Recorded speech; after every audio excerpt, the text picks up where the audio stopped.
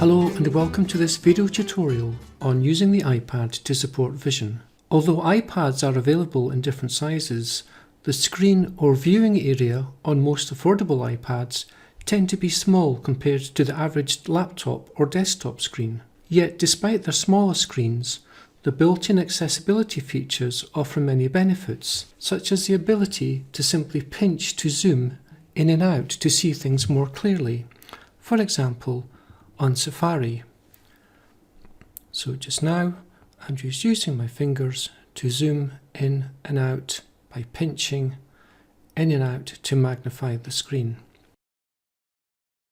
However, it is important to remember that some items on the iPad cannot be enlarged by pinching. So for example, if I come out and go into the notes and I'm trying to do the same here, it's not magnifying just with a simple pinch and zoom. So I will explore a range of tools that can be used to customize the iPad to meet different individual needs. This tutorial will highlight some of the support tools available, such as Zoom, Magnifier, Display and Text Size, tools that can make a big difference if you have a visual difficulty.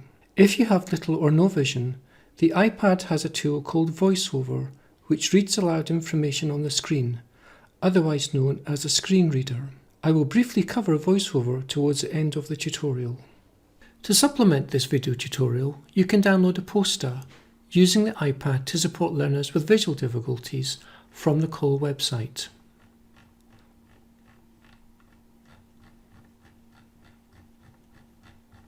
The first thing I will show you is how to make some simple changes to make things bigger on the screen.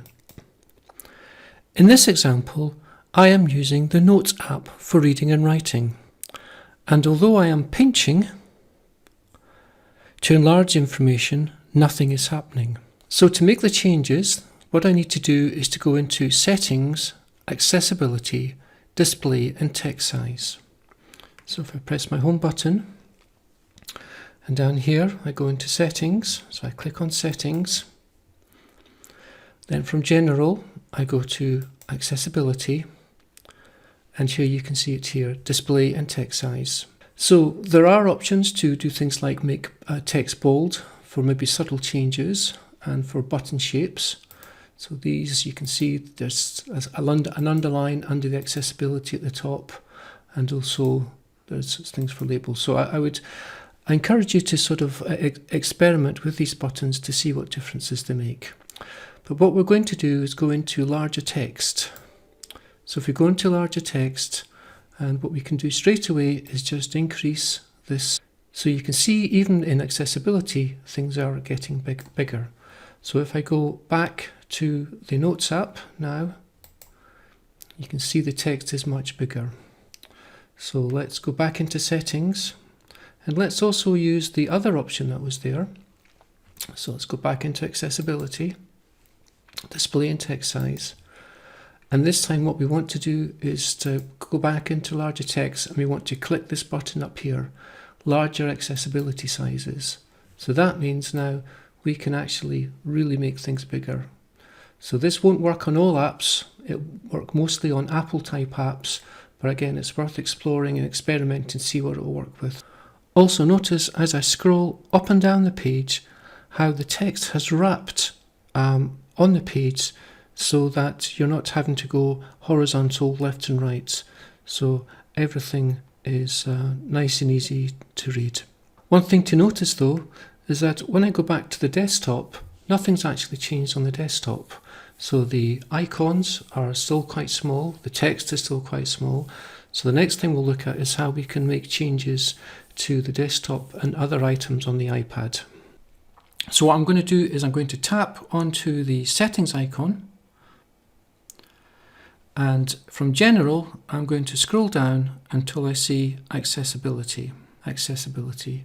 And this time what we want to do is we're going to explore what's in Zoom. So let's tap on Zoom, and you can see Zoom is off just now, but there's quite a lot of other features in there.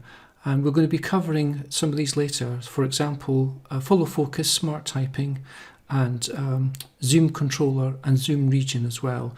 And also just down here we've got the zoom level. So the zoom level goes from 1.2 right up to 14, 15. Okay, so again, that's a useful feature to know that's down there.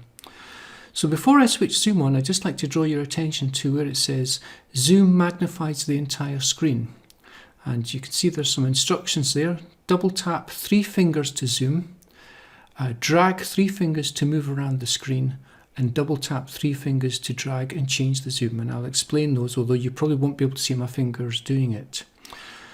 So that's double tap 3 fingers to zoom. So I'm going to turn on zoom. So I've got my fingers on now, and what I'm doing is I'm just, with my 3 fingers, I'm moving them up and down the screen and zooming in out till I find something that's comfortable for me to view.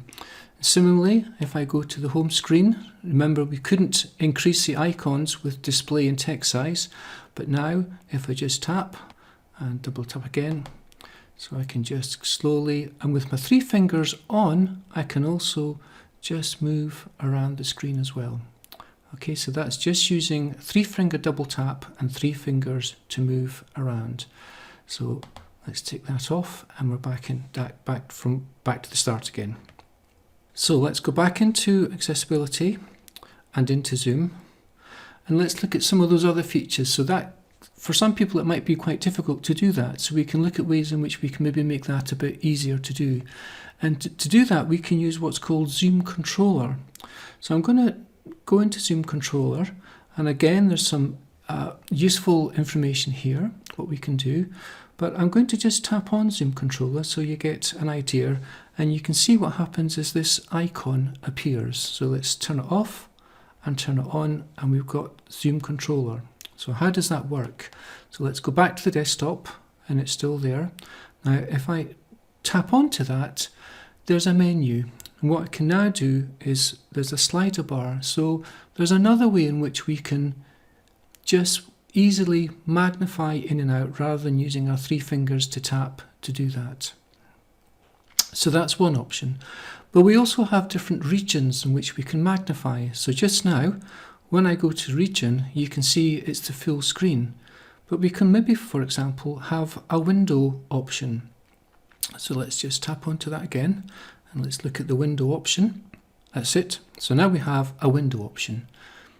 Okay, and now that's just maybe a bit easier just to magnify.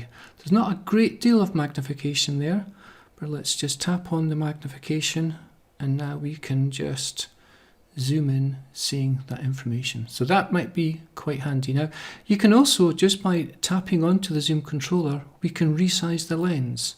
So you might want it maybe smaller.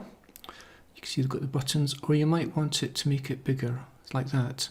So I'm just tapping and holding the sort of circles there just to make that easier to see. And then once you've done that, we can go again. Okay, now there's other things in there. There's, for example, there's choose filter, so we can maybe have inverted. So you can just have that bit inverted as you're going around. What I'm actually doing is I'm just tapping on the little handle at the bottom. You can see there's a handle there. I'm also just tapping on there just to do that as well. So let's change the filter. Let's go back to none. The other option that we have in Zoom is this thing called pin zoom. So if we tap on pin zoom, now what's happening is you can see on the top of the screen, it's as it was, but the bottom of the screen is magnified. So now as I move about, you can see these options here are big magnified. But let's go back into our Zoom Controller, because the other option we have got is choose position. So when we go into choose region and we choose the pinned, we can choose the position of where we want it to be. Do we want it to be at the top? Choose position. Do you want it to be on the right hand side?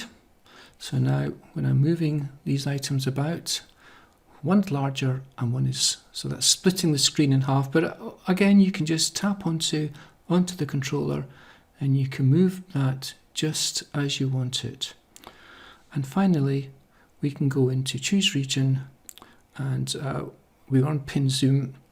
We can go back to our full screen window zoom like that, and then we can magnify that off again. Let's just take that that down so we're out of control. Okay, so or we can just use zoom out to get there. Okay, so I'm going back into general and back into accessibility and back into zoom, and I'm going to turn it off now. Okay, and that also turns off the zoom controller. So that's zoom, and we've also got zoom controller. Now if you have an external keyboard, which we'll be looking at shortly, you can also control it by using keyboard shortcuts. So there's some useful keyboard shortcuts just so that you know that that information's there. And of course we also have zoom filters, which we looked at, such as inverted and grayscale. Now these things might not necessarily come, if I just tap onto zoom now, so you can see what we've got is with inverted. Let's just go back, let's just do my 3 fingers, 1, 2, 3 fingers, and zoom out of there.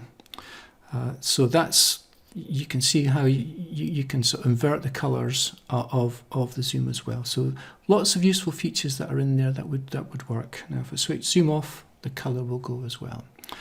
So that's settings, accessibility, and if we just go back a level, all those features are there in zoom. I mentioned earlier that we would look at some of the items in zoom, in particular follow focus. And I'd just like to explain why these are important, particularly if you're doing writing. So for writing tasks, I would enable follow focus. So if I tap zoom to go on and it magnifies, and I go into notes, and I want to do some writing, so I just maybe find a tab where I find that.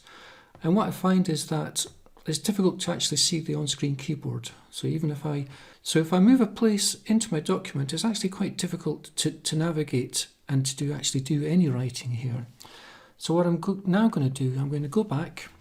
I'm going to go back into settings. Let's just turn zoom off, and let's turn on follow focus. And what I want to have is both follow focus and smart typing enabled.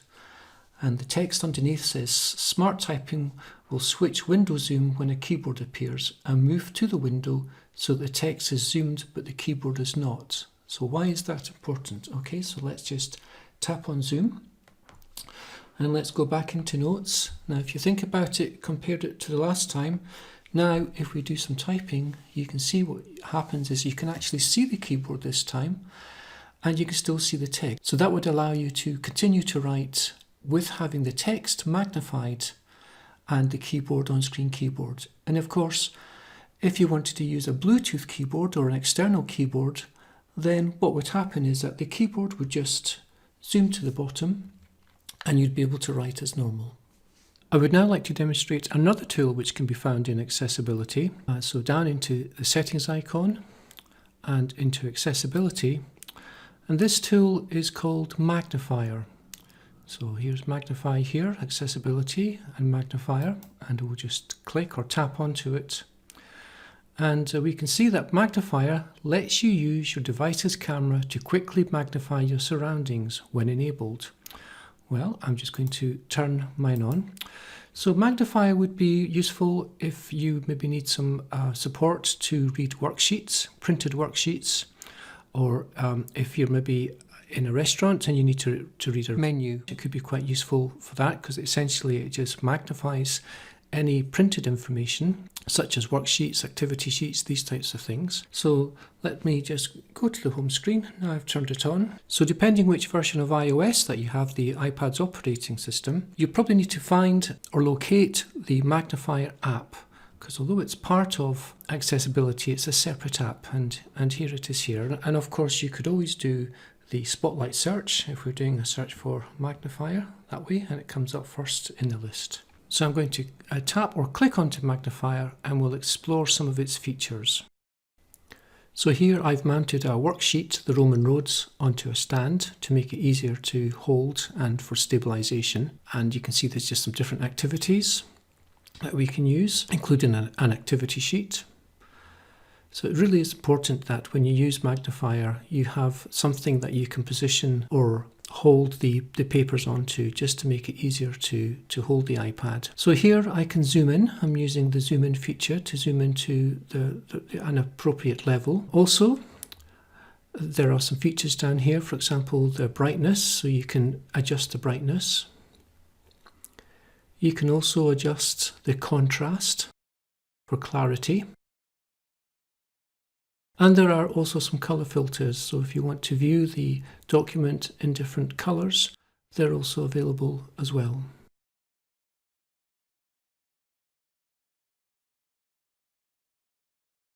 And there are also some settings here, just in the settings cog icon down on the left side.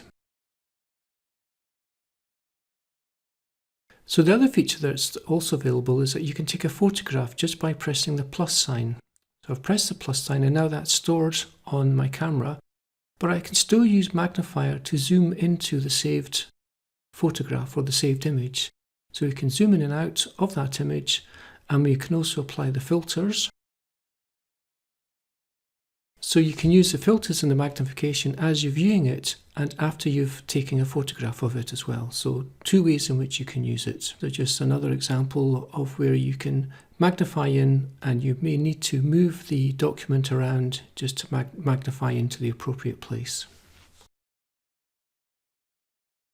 To conclude this section, I'd like to give you a brief overview of VoiceOver. If I tap VoiceOver,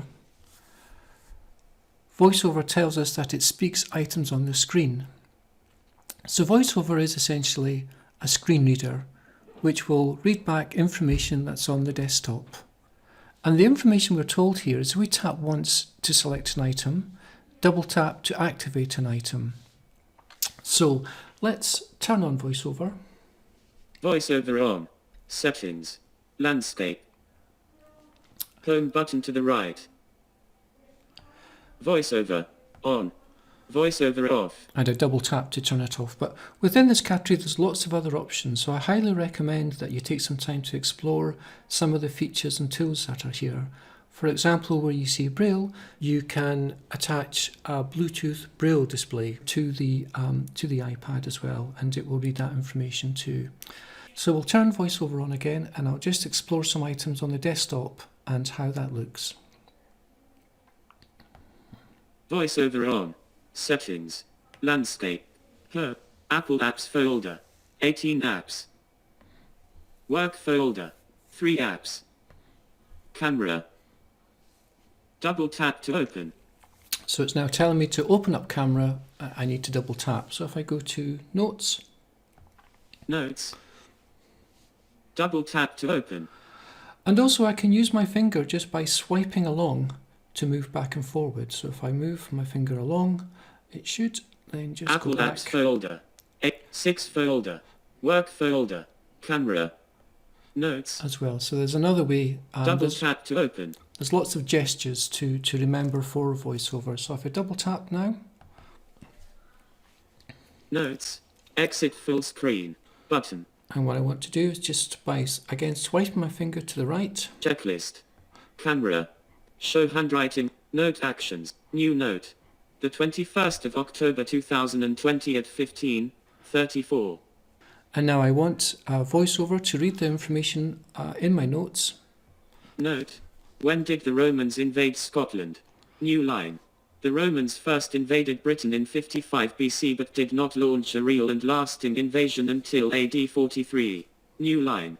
VoiceOver will read the content, so if I want to write also, I can also just use the on-screen keyboard to start writing, and VoiceOver will read the information back as I'm typing, either with the on-screen keyboard or with the Bluetooth keyboard. And a benefit of something like VoiceOver is that you could also use it in tandem with Zoom, which we looked at earlier. So if we go back into settings.